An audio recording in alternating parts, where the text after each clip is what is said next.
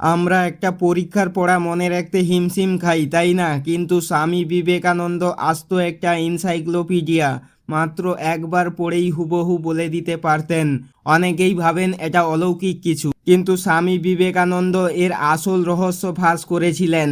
একবার এক বন্ধু তাকে জিজ্ঞাসা করলেন, স্বামীজি, এটা কিভাবে সম্ভব? বিবেকানন্দ শান্ত গলায় উত্তর দিলেন, রহস্যটা মাথায় নয়, রহস্যটা হলো একাগ্রতা বা কনসেন্ট্রেশনে। স্বামীজি বলতেন, আমাদের মনটা ঠিক একটা সার্চ লাইটের মতো। যদি সেই সবটুকু আলো একটা বিন্দুতে ফেলা যায়, তবে সেই বিষয়ের গভীরে যা আছে সব আপনার আয়ত্তে চলে আসবে। তিনি ব্রহ্মচর্য আর ধ্যানের মাধ্যমে তার মনের ফোকাসকে এতটাই শক্তিশালী করেছিলেন যে বইয়ের পাতা উল্টোনোর সাথে সাথে সেই তথ্য তার মস্তিষ্কে চিরস্থায়ীভাবে গেঁথে যেত। আসলে আমাদের মেধা কম নয়, আমাদের মনোযোগ বিক্ষিপ্ত। আজ স্বামীজির জন্মজয়ন্তীতে আসুন আমরাও চেষ্টা করি যে কোনো একটি কাজে মনকে সম্পূর্ণ ডুবিয়ে দিতে।